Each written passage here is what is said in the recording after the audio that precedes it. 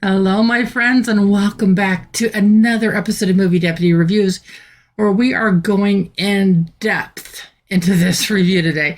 If you caught yesterday's show, you know that we aren't talking about the new Wuthering Heights, or if you're on our YouTube channel, you can see the poster right over here on the side. And you may notice it's a little steamier than the poster from 1939, but I would hope so after 87 years. But we're going to get into that here in just a minute. I want to say before we even get into anything with the trailer or any of that, that this movie is getting a guilty rating. I will go a little bit more into that here in just a few minutes. But yeah, this one, if you were expecting a story that is true to the original Emily Bronte novel,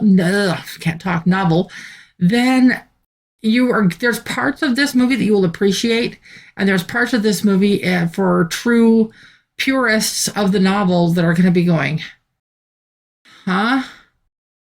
Just because this one took a lot of liberties with the story in a lot of different ways between the passion and the pain and just some of the situations that are seen here in the movie. It's going to be a difficult watch for some, but it's going to be a very sensual watch for many others. Now, you're probably thinking, okay, is it going to this direction?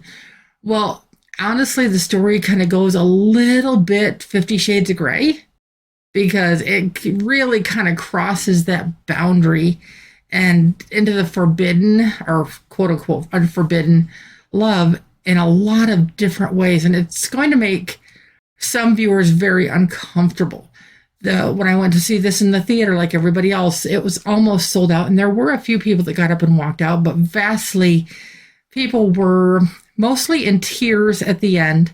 It's a love story that will break you in a lot of different ways. And if you are into the passionate, painful love stories, then this is going to be one that you're probably going to want to check out. But before you decide, I hope you stick with me on this adventure. We're going to jump over to the trailer on this one, and then we'll come back and talk a little bit more about the movie.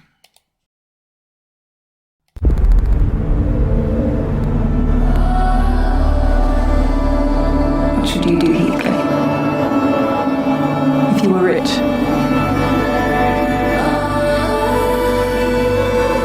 I suppose I'd do what all rich men do. Live in a big house. Be cruel to my servants. Take a wife. Wife? What wife? Heathcliff. You're not enough. Not for her.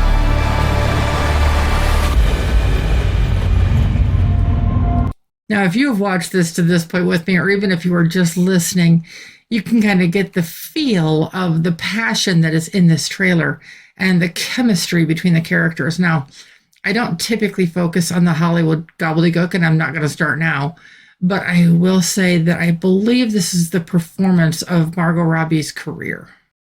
That's going a long ways with that. Mr. Linton asked me to marry him. Heathcliff is gone. You must accept it.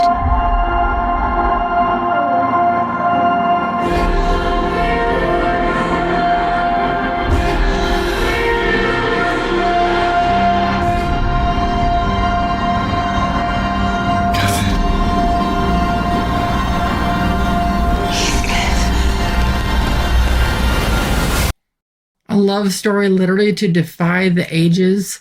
This one it's been almost 100 years since we first saw this movie. There's been a few other of the Wuthering Heights movies, which I will try to get around to reviewing in the upcoming weeks. But I thought I would start with the original and then come to the newest one with this. And like I said, this one is not for those of the tame at heart or those of a sensitive persuasion.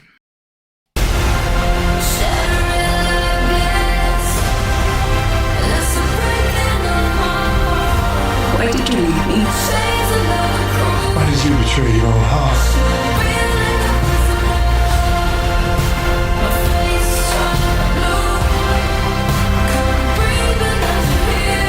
Where is the obstacle? You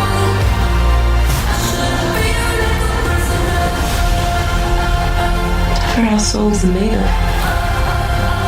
is mine not the same? I will not stand for that fiend. I will not have you near her. Did you think it would stop me?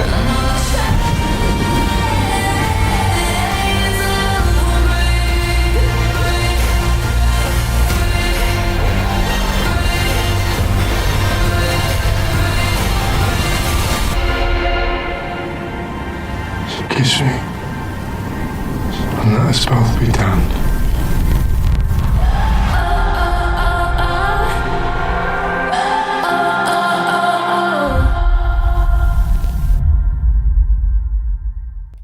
Like I said, this one just opened this weekend, last weekend on that, and it's just been.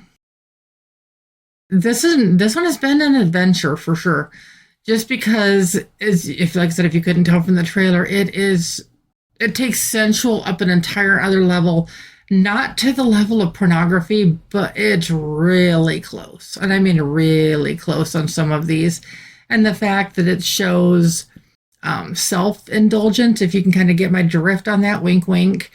And then it also shows the passion, but you get the pain and everything here. But then there's some domestic abuse things that are going on here.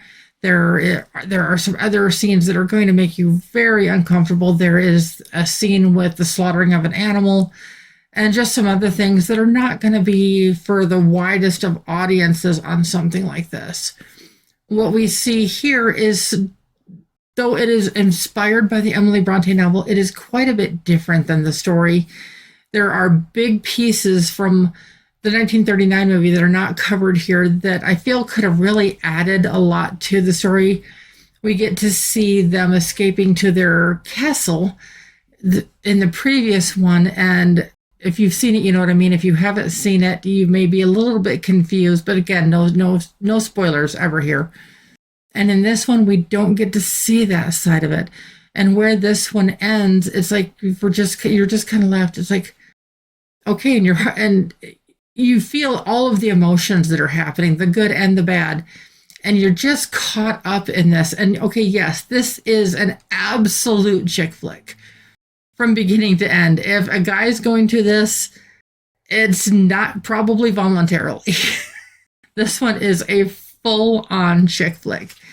And because it's done like I said, it's done in a very similar way to the 50 Shades of the powerful, sensual man that is in love with the maiden Cathy in this one, and it's what he does to make her fall in love with him, but he doesn't have to do anything because she's already in love with him.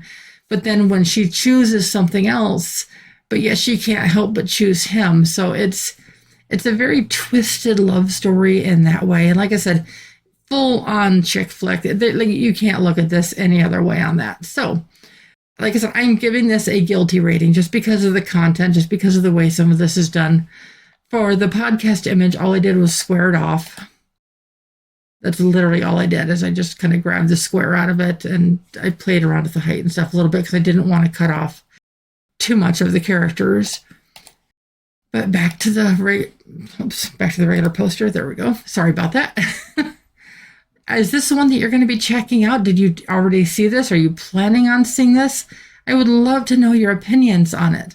Is this something that you would take your younger self to? It's like, honestly, I didn't check the MPAA rating on this, but I hope it's R just because of some of the content that's in this one.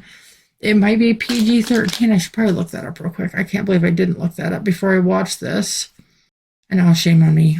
Just pulling up some of the stuff on my phone, just going to IMDb, like probably the rest of you would on that. Let's see, Wuthering has WU. Also, I can type. How many of you have that problem? It's like where you're just going to go type something in your brain and your fingers don't match up. Oh, yeah, this is rated R, so that is a good thing. But yes, like I said, it's passionate. You're going to get drawn in. As somebody who likes romance and stuff like that, I was drawn into the story, but I could see how a lot of, like, this is not going to be a story for everybody. This is not going to be a story for purists of the novel, this is not going to be a story for stuff like that, but for dates, for college age, young 20s, 30s females, they are going to be captivated by this. Maybe some a little bit older, but it does have a limited audience just based on the changes that have been made to it. Now, saying that, what do you think that puts my score at? Some of you might be pretty close there. Some of you might be pretty close.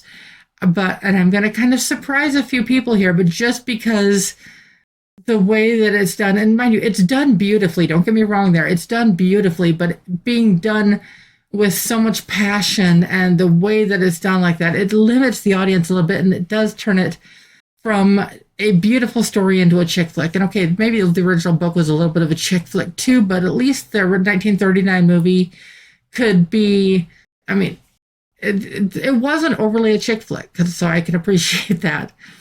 But the Wuthering Heights 2026, and I know I'm going to get roasted for this a bit, but I am giving this a 6.5 out of 10 on the deputy scale. Story-wise, beauty-wise, things like that, it probably needs an 8, but it's just not a wide enough audience to cover a score quite that high. So that is the only reason I'm doing that. Now, you're probably looking back at some of my old reviews like, hey, wait a minute, you gave Deadpool a much higher score, and that was inappropriate. And, I debated that. I really did. But it's just because of some of the lines this crosses with the domestic abuse. I mean, what Deadpool was meant to be satire. It was meant to be comedy. This one is meant to be sensual. And so just because of that, it just does limit that a little bit further. So whether or not you agree with me or not, I invite the criticism on that, because it's like, I know I'm going to get it already. But as always, I hope this helps, especially if this is one that you've been considering. So as always, it's an adventure here with Movie Deputy as I take you into these in-depth interrogations and why I score things and talk about things the way that I do. So if you haven't done so already, make sure you hit that button and turn on those notifications so you always get the latest and the greatest Movie Deputy content. But until later, guys, bye-bye.